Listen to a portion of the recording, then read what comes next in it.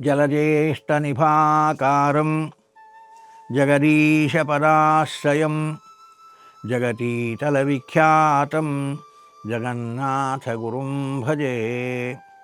ಹರಿಕಥಾಮೃತಸಾರ ಗುರುಗಳ ಕರುಣದಿಂದಾಪನಿತು ಪೇಳುವೆ, ಪರಮ ಭಗವದ್ಭಕ್ತರಿದನಾದರದಿ ಕೇಳುವುದು. ಮನವಚನ ಕಾಯಗಳ ದೆಸೆಯಿಂದ ಅನುದಿನದಿ ಬಿಡದೆ ಆಚರಿಸುತ್ತಿಪ್ಪ ಅನುಚಿತೋಚಿತ ಕರ್ಮಗಳ ಸದ್ಭಕ್ತಿಪೂರ್ವಕರೀ. ಅನಿಲ ದೇವನಳಿಪ್ಪ ನಾರಾಯಣಗೆ ಅನ್ನವಿದೆಂದು ಕೃಷ್ಣಾರ್ಪಣವೆನುತ ಕೊಡೆ, ಸ್ವೀಕರಿಸಿ ಸಂತೈಪ ಕರುಣಾಳು. 7 ವಿಧವಾದ ಅನ್ನವನ್ನು ಹೇಳಿದರು. ಭಗವಂತ ಸೃಷ್ಟಿ ಮಾಡಿದ್ದು 7 ವಿಧವಾದ ಅನ್ನ. ದೇವತೆಗಳಿಗೆ ಸ್ವಾಹಾಕಾರದಿಂದ, ಪಿತೃಗಳಿಗೆ ಸ್ವಧಾಕಾರದಿಂದ, ಮನುಷ್ಯರಿಗೆ ಯೋಗ್ಯವಾದ ಧಾನ್ಯಾದಿಗಳು, ಪಶುಗಳಿಗೆ ಯೋಗ್ಯವಾದ ತೃಣ ಹುಲ್ಲು ದಂಟು ಮೊದಲಾದದ್ದು, ಸಾಮಾನ್ಯ ಆಹಾರ ಹಾಲು, ಹೀಗೆ ಹೇಳಿದರು. ಇದಾದ ನಂತರದಲ್ಲಿ ಇನ್ನು 3 ಉಳಿಯಿತು. ಇನ್ನು 3 ಯಾವುದು? ಇದೆಲ್ಲ ಆಹಾರ ನಮಗಾದರೆ ಆ 3 ಆಹಾರಗಳನ್ನು ಭಗವಂತ ತನಗಾಗಿ ಇಟ್ಟುಕೊಂಡ ಅಂತಾರೆ. ತನಗಾಗಿ ಆ 3 ಆಹಾರಗಳು ಯಾವುದು? 3 ಆಹಾರಗಳು ಅಂದರೆ ಮನವಚನ ಕಾಯಗಳ ದೆಸೆಯಿಂದ ಅನುದಿನದಿ ಬಿಡದೆ ಆಚರಿಸುತ್ತಿಪ್ಪ ಅನುಚಿತೋಚಿತ ಕರ್ಮಗಳ ಸದ್ಭಕ್ತಿಪೂರ್ವಕರಿ ಅನಿಲ ದೇವನೊಳಿಪ್ಪ ನಾರಾಯಣನಿಗೆ ಇದು ಅನ್ನ. ನಾವು ಮಾನಸಿಕವಾಗಿ, ವಾಚನಿಕವಾಗಿ, ಕಾಯಿಕವಾಗಿ ಮಾಡತಕ್ಕಂತಹ ಸಕಲ ವ್ಯಾಪಾರಗಳು ಕೂಡ ಅದು ಭಗವಂತನಿಗೆ ಅನ್ನ, ಹೀಗೆ ತಿಳಿಯಬೇಕಂತ. ಅವು 3 ತಾನಿಟ್ಟುಕೊಂಡಂತೆ.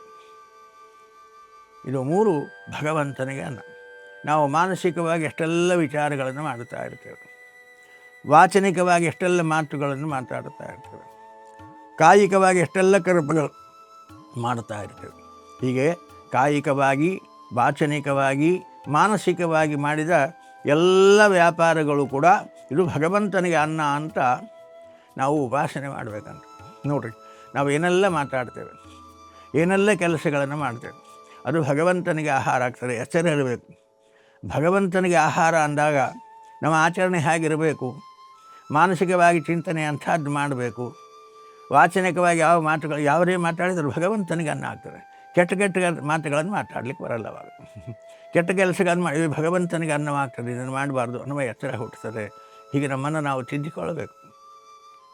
ಅದು 3 ವಿಧವಾಗಿರತಕ್ಕಂಥದ್ದು ಕೂಡ ಭಗವಂತನಿಗೆ ಅನ್ನವಂತೆ.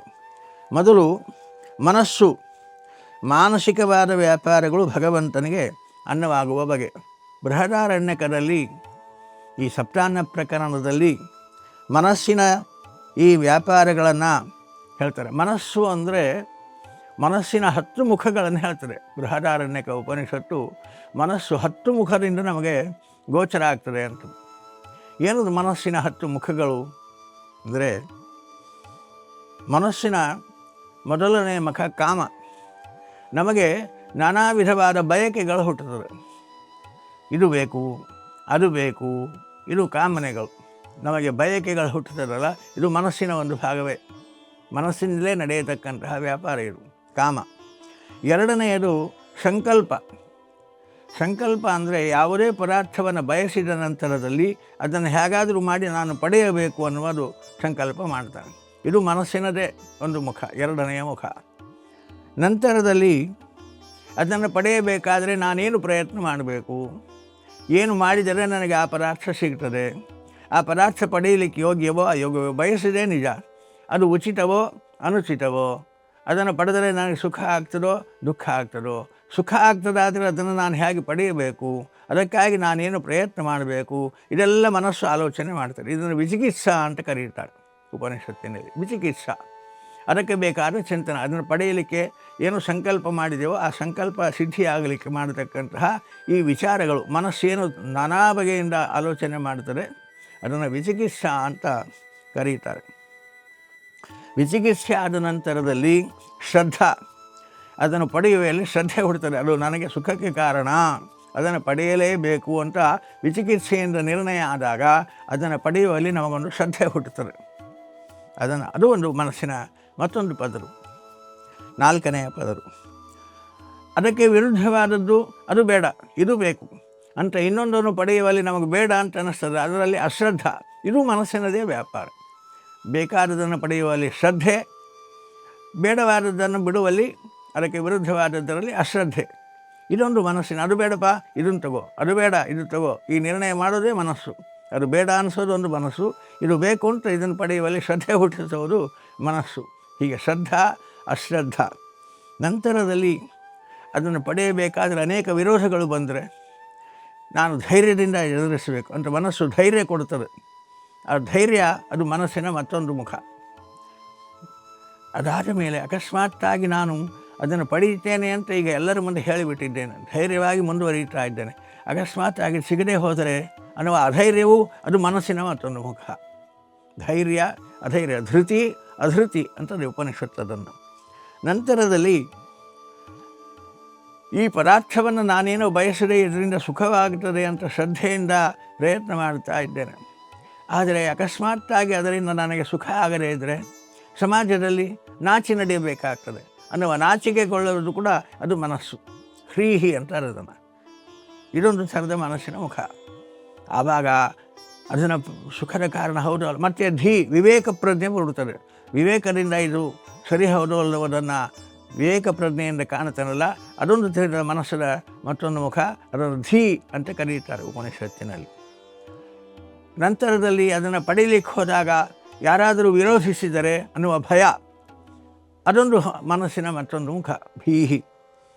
ಹೀಗೆ ಉಪನಿಷತ್ತು ಈ 10 ಮುಖಗಳನ್ನು ಹೇಳಿ ಕಾಮಃ, ಸಂಕಲ್ಪಃ, ವಿಚಿಕಿತ್ಸಾ, ಶ್ರದ್ಧಾ ಅಶ್ರದ್ಧಾ, ಧೃತಿ ಅಧೃತಿ, ಹ್ರೀಹಿ ಧೀಹಿ ಭೀಹಿ ಸರ್ವಂ ಮನಯೇವ ಅಂತಾರೆ ಉಪನಿಷತ್ತು. ಇದಿಷ್ಟು 10 ಮುಖಗಳು ಕೂಡ ಇದು ಮನಸ್ಸಿನ ಮುಖಗಳೇ. ಹಾಗಾಗಿ ಈ ಮನಸ್ಸಿನ 10 ಮುಖಗಳನ್ನು ಕೂಡ ಯಾವುದ್ಯಾವುದೋ ಪದಾರ್ಥಗಳನ್ನು ಪಡೆಯುವಲ್ಲಿ ಸಂಕಲ್ಪ ಮಾಡಿ, ಯಾವುದ್ಯಾವುದೋ ಪದಾರ್ಥಗಳನ್ನು ಪಡೆಯುವಲ್ಲಿ ವ್ಯಾಪಾರ ಮಾಡಿ ಆಯುಷ್ಯವನ್ನು ವ್ಯರ್ಥ ಮಾಡಿಕೋಬೇಡ. ಆಚಾರ್ಯರು ಈ ಉಪನಿಷತ್ತಿಗೆ ತಾವು ವ್ಯಾಖ್ಯಾನ ಮಾಡ್ತಾ ಭಾಷ್ಯ ಬರೆಯುತ್ತಾ ಭಾಷ್ಯದಲ್ಲಂತಾರೆ, ಹೀಗೆ ಭಗವಂತ ಮನಸ್ಸಿನ 10 ಮುಖಗಳಿಂದ ಭಗವಂತನನ್ನೇ ಗ್ರಹಿಸತಕ್ಕಂಥವನಾಗು. ಮನೋವಾಚ್ಯಂ ತಸ್ಮಾತ್ ತದ್ಭಕ್ತಿ ಕಾಮ ಸ್ಯಾತ್. ಬಯಸಬೇಕು ನೀನು, ಕಾಮ ಯಾವುದನ್ನು ಬಯಸಬೇಕು ನೀನು ಅಂದರೆ ತದ್ಭಕ್ತಿ, ಭಗವಂತನಲ್ಲಿ ಭಕ್ತಿ ಮಾಡಬೇಕು ಅನ್ನೋದನ್ನೇ ಬಯಸು. ಮತ್ತೊಂದು ಯಾವುದನ್ನೋ ಬಯಸಬೇಡ. ಮನಸ್ಸು ಬಯಸದಾದರೆ ಭಗವಂತನಲ್ಲಿ ಭಕ್ತಿ ಮಾಡಬೇಕು ಅನ್ನೋದನ್ನು ಬಯಸಲಿ. ಆಗ ಭಗವಂತನಿಗೆ ಮನಸ್ಸು ಅನ್ನುವ ಅನ್ನವನ್ನು ಕೊಟ್ಟ ಹಾಗಾಯಿತು. ಅವನನ್ನು ಭಕ್ತಿಯಿಂದ ಆರಾಧನೆ ಮಾಡಬೇಕು, ಅವನಲ್ಲಿ ಭಕ್ತಿ ಮಾಡಬೇಕು ಅಂತ ಮನಸ್ಸು ಬಯಸಿದರೆ ಭಗವಂತನಿಗೆ ಒಂದು ಸರದ ಮನಸ್ಸಿನ ಅನ್ನ ಹಾಕಿದ ಹಾಗಾಯಿತು ಅಂತಾರೆ. ಆಯ್ತು, ಇಂತಹ ಅನ್ನ ಹಾಕ್ರಿ ಮನುಷ್ಯನ ಭಗವಂತನಿಗೆ, ಇದು ಅನ್ನವಾಗ್ತದೆ. ಹಾಗೆ ಸಂಕಲ್ಪಂ ತತ್ಕೃತಿಂ ತಥಾ ಅಂತಾರೆ ಆಚಾರ್ಯರು. ಯಾವಾಗ ಅವನಲ್ಲಿ ಭಕ್ತಿ ಮಾಡಬೇಕು ಅಂತ ಕಾಮನೆ ಹುಟ್ಟಿತೋ ಆಗ ಆ ಭಕ್ತಿಗೆ ಬೇಕಾಗಿರತಕ್ಕಂತಹ ಕೃತಿಗಳು ಭಗವದ್ ಆರಾಧನೆ, ಭಗವಂತನ ನಿತ್ಯದಲ್ಲಿ ಪೂಜೆ ಮಾಡತಕ್ಕಂಥದ್ದು, ಇದೆಲ್ಲ ಅವನು ಮಾಡ್ತಾನೆ. ಭಗವತ್ ಕಥಾ ಶ್ರವಣ, ಇದೊಂದು ರೀತಿ ಮಾನಸಿಕವಾಗಿ ಏನು ಈ ಸಂಕಲ್ಪ ನಾವು ಮಾಡ್ತಾ ಇದ್ದೇವೋ, ನಿತ್ಯ ಭಗವಂತ ಅವನಲ್ಲಿ ಭಕ್ತಿ ನಾನು ಬಯಸಿದ್ದೇನೆ, ಭಕ್ತಿ ಬರಬೇಕಾದರೆ ನಿತ್ಯದಲ್ಲಿ ಅವರನ್ನು ಆರಾಧನೆ ಮಾಡಬೇಕು ಅನ್ನೋ ಸಂಕಲ್ಪ ಮಾಡಲಿ. ಆಗ ಭಗವಂತನಿಗೆ ಒಂದು ಥರದ ಮನಸ್ಸಿನ ಅನ್ನ ಹಾಕಿದ ಹಾಗಾಯಿತು ಅಂತಾರೆ ಆಚಾರ್ಯ. ಇಂಥ ಅನ್ನ ಕೊಡಬೇಕು ಭಗವಂತನಿಗೆ, ಮನಸ್ಸಿನ ಅನ್ನ ಕೊಡಬೇಕಾದ್ರೆ ಇಂಥ ಅನ್ನ ಭಗವಂತನಿಗೆ ಕೊಡಬೇಕಲ್ವ ಅಂತಾರೆ ಆಚಾರ್ಯ. ಅದೇ ರೀತಿ ವಿಚಿಕಿತ್ಸಾ ಕುರ್ಯಾತ್ ತದ್ವೇದನೆ ಛಾಂ. ಭಗವಂತನಲ್ಲಿ ನಾವು ಭಕ್ತಿ ಮಾಡಬೇಕಾದ್ರೆ ಭಗವಂತನ ಮಹಾತ್ಮ್ಯ ಜ್ಞಾನ ಬೇಕು. ಭಗವಂತನ ಮಹಾತ್ಮ್ಯ ಜ್ಞಾನ ಇಲ್ಲ ಅಂದರೆ ನಮಗೆ ಅವನಲ್ಲಿ ಭಕ್ತಿ ಮಾಡಲಿಕ್ಕೆ ಬರಲ್ಲ. ಅದಕ್ಕೋಸ್ಕರವಾಗಿ ಅವನನ್ನು ತಿಳಿಯುವ ಇಚ್ಛೆ, ವಿಚಿಕಿತ್ಸಾ, ಅವನು ಹೇಗಿದ್ದಾನೆ ಅವನನ್ನು ನಾವು ತಿಳಿಯಬೇಕು. ಹಾಗೆ ಅವನನ್ನು ತಿಳಿಯಬೇಕಾದರೆ ನಮಗೆ ಸಾಧ್ಯ ಇಲ್ಲ. ಯಾರು ಅವನನ್ನು ತಿಳಿದಿದ್ದಾರೋ ಅವರಲ್ಲಿ ಹೋಗಿ ಅದನ್ನು ಶ್ರವಣ ಮಾಡಬೇಕು. ಯಾರು ತಾವು ತಮ್ಮ ಅನುಭವದ ಮಾತುಗಳನ್ನು ವೇದದಲ್ಲಿ, ಉಪನಿಷತ್ತುಗಳಲ್ಲಿ, ಪುರಾಣಗಳಲ್ಲಿ ಬರೆದಿಟ್ಟಿದ್ದಾರಲ್ಲ ಅವರ ಮಾತುಗಳನ್ನು ನಾನು ತಿಳಿದು ಆ ಮಾತುಗಳಿಂದ ಭಗವಂತನನ್ನು ತಿಳಿಯಬೇಕು ಅನ್ನೋದಕ್ಕಂತಹ ವಿಚಿಕಿತ್ಸಾ, ಆ ವೇದ ಪುರಾಣಗಳ ಸತ್ಶಾಸ್ತ್ರಗಳ ಚಿಂತನೆ, ಆ ವಿಚಿಕಿತ್ಸಾ, ಇದು ಇಚ್ಛಾ ಅಂತ ಅನ್ನಿಸ್ತದೆ. ಇದು ನಾವು ಶಾಸ್ತ್ರಗಳನ್ನು ಅಧ್ಯಯನ ಮಾಡ್ತಾ ಶಾಸ್ತ್ರದಲ್ಲಿ ಭಗವಂತನ ಗುಣಗಳನ್ನು ಹುಡುಕ್ತಾ ಹೊರಟ್ರೆ ಅದು ಭಗವಂತನಿಗೆ ಕೊಡುವ ಅನ್ನ. ನಿತ್ಯ ನಿರಂತರದಲ್ಲಿ ಶಾಸ್ತ್ರಾರ್ಥ ಚಿಂತನೆ ಮಾಡ್ತಾ ಇದ್ದರೆ ಭಗವಂತನಿಗೆ ಕೊಡೋ ಮನೋ ಅನ್ನ ಅದು. ಅದಕ್ಕೆ ಸಚ್ಚಾಸ್ತ್ರ ಚಿಂತನೆ ಮಾಡಬೇಕು. ಯಾವುದ್ಯಾವುದೋ ವಿಚಾರ ಮಾಡಿ ಭಗವಂತನಿಗೆ ಅನ್ನ ಅಂತ ಕೊಟ್ಟರೆ ಅದು ನಮಗೆ ಸುಖಕ್ಕೆ ಕಾರಣ ಆಗಲ್ಲ. ಕಾರಣ ಇಂತಹ ಇಚ್ಛೆ, ಇಂತಹ ವಿಚಿಕಿತ್ಸೆಯನ್ನು ಮಾಡಿ ಶಾಸ್ತ್ರಗಳನ್ನು ಅಧ್ಯಯನ ಮಾಡಿ ಶಾಸ್ತ್ರದಲ್ಲಿ ಭಗವಂತನ ಗುಣಗಳನ್ನು ತಿಳಿದು ಅಂತಹ ಅನ್ನವನ್ನು ಭಗವಂತನಿಗೆ ಕೊಡಬೇಕು ಅಂತಾರೆ ಆಚಾರ್ಯ. ಇದು ವಿಚಿಕಿತ್ಸೆ, ಎಲ್ಲ ಭಗವತ್ಪರವಾಗಬೇಕು. ಮನಸ್ಸಿನ 10 ಮುಖಗಳು ಕೂಡ ಭಗವಂತನ ವಿಷಯಕವಾಗಿ ಅದು ಹೋದಾಗ ಭಗವಂತನಿಗೆ ಮನಸ್ಸಿನ ಪೂರ್ಣ ಅನ್ನವನ್ನು ನಾವು ಸಮರ್ಪಿಸಿದ ಹಾಗಾಯಿತು. ನಂತರದಲ್ಲಿ ಭಗವಂತನನ್ನು ಶಾಸ್ತ್ರಗಳನ್ನು ಚಿಂತನೆ ಮಾಡ್ತಾ ಶಾಸ್ತ್ರಗಳಲ್ಲಿ ಹೇಳಿದಂತೆ ಭಗವಂತನನ್ನು ತಿಳಿಯಬೇಕಾದರೆ ಆ ವಿಷಯದಲ್ಲಿ ಶಾಸ್ತ್ರದಲ್ಲಿ ಶ್ರದ್ಧೆ ಬೇಕಾಗ್ತದೆ. ಶ್ರದ್ಧೆ ಇಲ್ಲ ಅಂದರೆ ಶಾಸ್ತ್ರ ಯಥಾರ್ಥವನ್ನು ತಿಳಿಸಲ್ಲ. ಶ್ರದ್ಧೆಯಿಂದ ಶಾಸ್ತ್ರಾಧ್ಯಯನ ಮಾಡಿದಾಗ ಮಾತ್ರ ಅದು ತಿಳಿಸಬೇಕಾದ ವಿಷಯವನ್ನು ತಿಳಿಸ್ತದೆ ಹೊರತು ಇಲ್ಲ ಅಂತ ತಿಳಿಸಲ್ಲ. ಶ್ರದ್ಧೆ ಇಲ್ಲ ಅಂದರೆ ಶ್ರದ್ಧೆ ಭಗವತ್ಪರವಾಗಿ ಅವನ ಗುಣ ತಿಳಿಯಬೇಕು ಅಂತ ಭಗವಂತನಲ್ಲಿ ಹುಡುಕುವ ಪ್ರಯತ್ನ ಬೇಕು. ಶ್ರದ್ಧೆ ಇಲ್ಲ ಅಂದರೆ ಇಲ್ಲ. ಶ್ರದ್ಧಾಮೂಲಾಹ ಸರ್ವಧರ್ಮಾಹ ಅಂತಾರೆ ವೇದವ್ಯಾಸದೇವರು ಒಂದು ಕಡೆ ಹೇಳುವಾಗ. ಸರ್ವಧರ್ಮಾಹ ಶ್ರದ್ಧಾಮೂಲಾಹ ಮನೋರಥ ಫಲಪ್ರದಾಹ. ನಮ್ಮ ಮನೋರಥ ಪೂರ್ಣವಾಗಬೇಕಾದರೆ, ಯಾವುದೇ ಥರದ ಮನೋರಥ ನಮಗೆ ಪೂರ್ಣವಾಗಬೇಕಾದರೆ ಶ್ರದ್ಧಾಮೂಲವಾಗಬೇಕು. ಶ್ರದ್ಧೆಯಿಂದ ಅದನ್ನು ಅಧ್ಯಯನ ಮಾಡಬೇಕು, ಶ್ರದ್ಧೆಯಿಂದ ಅದನ್ನು ತಿಳಿಯಬೇಕು, ಆಗ ಅದು ತಿಳಿಯುತ್ತದೆ. ಆದ್ದರಿಂದ ಶ್ರದ್ಧೆಯ ಸಾಧ್ಯತೆ ಸರ್ವಂ. ಶ್ರದ್ಧೆ ಇಲ್ಲ ಅಂದರೆ ಯಾವುದನ್ನು ಸಾಧಿಸಲಿಕ್ಕಾಗಲ್ಲ. ಶ್ರದ್ಧೆಯ ಸಾಧ್ಯತೆ ಸರ್ವಂ. ಹೀಗೆ ನಾವು ಶ್ರದ್ಧೆಯಿಂದ ಸತ್ಶಾಸ್ತ್ರಗಳನ್ನು ಅಧ್ಯಯನ ಮಾಡಿದಾಗ ಶ್ರದ್ಧೆಯ ತುಷ್ಯತೆ ಹರಿಹಿ, ಭಗವಂತ ಪ್ರೀತನಾಗುತ್ತಾನೆ. ಹೀಗೆ ಶ್ರದ್ಧಾ ತಸ್ಯ ಗುಣೋನ್ನತವು, ಭಗವಂತನ ಗುಣಗಳನ್ನು ಶ್ರೇಷ್ಠವಾದ ಅವನ ಅನಂತ ಗುಣಗಳಲ್ಲಿ ನಮಗೆ ಯೋಗ್ಯವಾದ ನಮ್ಮ ಬುದ್ಧಿಗೆ ನಿಲುಕವಷ್ಟು ಅವನ ಗುಣಗಳನ್ನು ಸತ್ಶಾಸ್ತ್ರಕ್ಕೆ ಅನುಗುಣವಾಗಿ ಅವನ ಗುಣಗಳನ್ನು ನಾವು ಶ್ರದ್ಧೆಯಿಂದ ಚಿಂತನೆ ಮಾಡಿದರೆ ಭಗವಂತನಿಗೆ ಮತ್ತೊಂದು ಮನಸ್ಸಿನ ಮುಖದ ಅನ್ನ ಹಾಕಿದ ಹಾಗಾಯಿತು. ಇದು ಭಗವಂತನಿಗೆ ಅನ್ನ ಅಂದರೆ ಹೀಗೆ ಮನಸ್ಸಿನ ಅನ್ನ. ಅದೇ ರೀತಿ ಅಶ್ರದ್ಧಾಂ ಅಂತಾರೆ. ಅಶ್ರದ್ಧೆಯೆಂದು ಭಗವಂತನಿಗೆ ಅನ್ನವಾಗ್ತದಂತೆ. ಅಶ್ರದ್ಧೆ ಭಗವಂತನಿಗೆ ಅನ್ನ ಆಗೋ ಬಗೆ ಹಾಗೆ ಅಂದರೆ ಆಚಾರ್ಯರು ತಿಳಿಸ್ತಾರೆ, ಅನ್ಯಸಾಮ್ಯೇಚ ಅಪಿ ಅನ್ಯೇಷಾಂ ಉನ್ನತೌ ತತಃ ಅನ್ಯೇಷಾಂ ತತ್ಸ್ವರೂಪತ್ವೇ ಪ್ರಾಕೃತತ್ವಾದಿಕೇಶ್ಚ. ಭಗವಂತ ಶಾಸ್ತ್ರದಲ್ಲಿ ತಿಳಿಸಿದಂತೆ ಅವನು ಅಪ್ರಾಕೃತ, ಅವನು ಈ ಪ್ರಕೃತಿಯನ್ನು ಮೀರಿದವ. ಕಾರಣ ಅವನು ಅಪ್ರಾಕೃತ. ಭಗವಂತ ಪ್ರಾಕೃತ ಅಂತ ತಿಳಿಸುವ ಶಾಸ್ತ್ರಗಳಲ್ಲಿ ಅಶ್ರದ್ಧ. ಭಗವಂತ ಗುಣಪೂರ್ಣ ಅಂತ ತಿಳಿಸ್ತಾ ಇದೆ ಶಾಸ್ತ್ರ. ಭಗವಂತ ನಿರ್ಗುಣ ಅಂತ ಹೇಳುವ ಶಾಸ್ತ್ರದಲ್ಲಿ ಅಶ್ರದ್ಧ. ಭಗವಂತ ಸರ್ವೋತ್ತಮ ಅಂತ ಶಾಸ್ತ್ರ ತಿಳಿಸುತ್ತಾ ಇದೆ. ಭಗವಂತನ ಸರ್ವೋತ್ತಮತ್ವವನ್ನು ನಿರಾಕರಿಸುವ ಶಾಸ್ತ್ರದಲ್ಲಿ ಅಶ್ರದ್ಧೆ. ಭಗವಂತನಿಗೆ ಮತ್ತೊಬ್ಬ ಸಮಾನನಿದ್ದಾನೆ, ನಾನೇ ಭಗವಂತ ಅಂತ ಹೇಳುವ ಶಾಸ್ತ್ರಗಳುಂಟು. ಅಂತಹ ಶಾಸ್ತ್ರಗಳಲ್ಲಿ ಅಶ್ರದ್ಧೆ.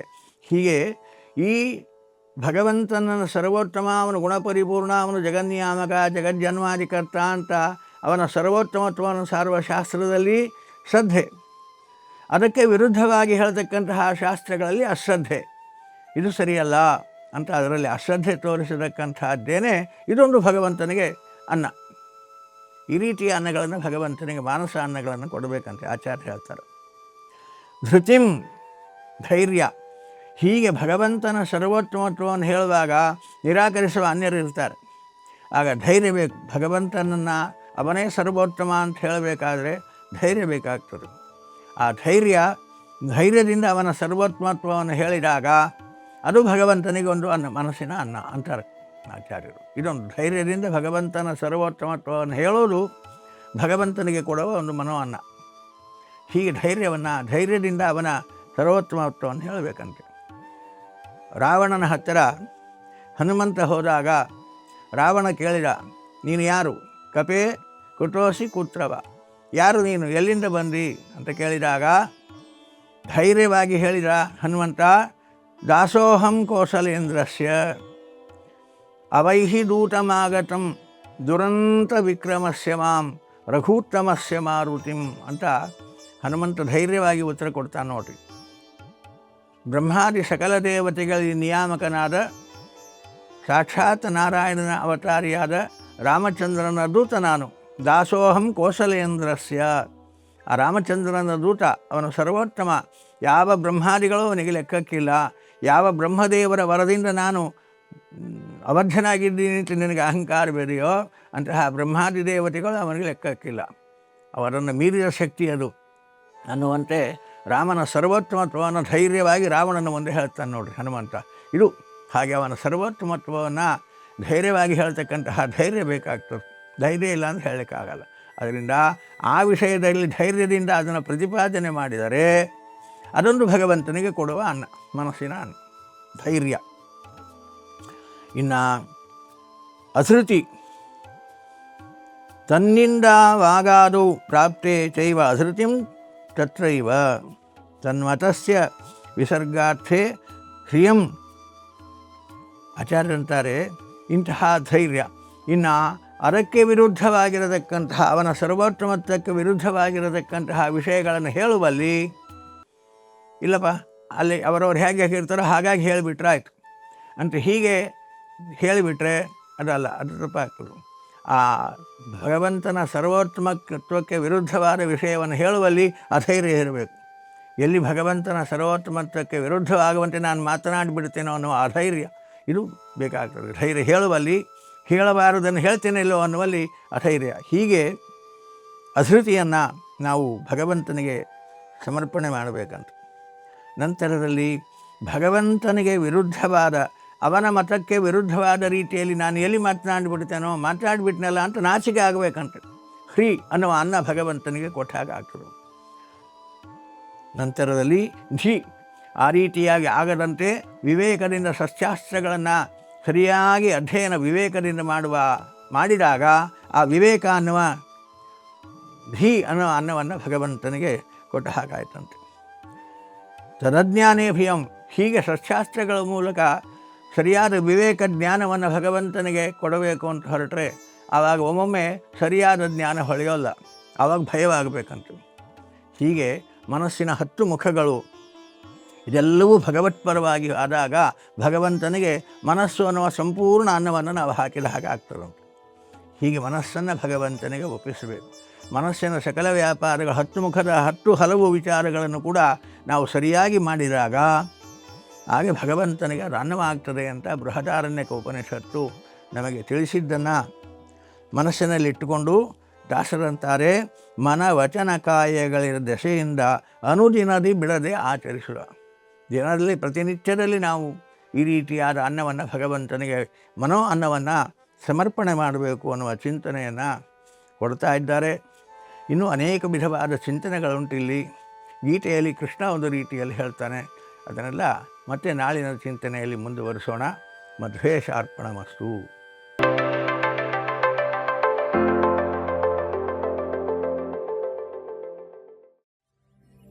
ವಿಶ್ವ ಪ್ಲಸ್, ಜನಹಿತಕ್ಕಿದು ಜ್ಞಾನದ ಜಾಲ.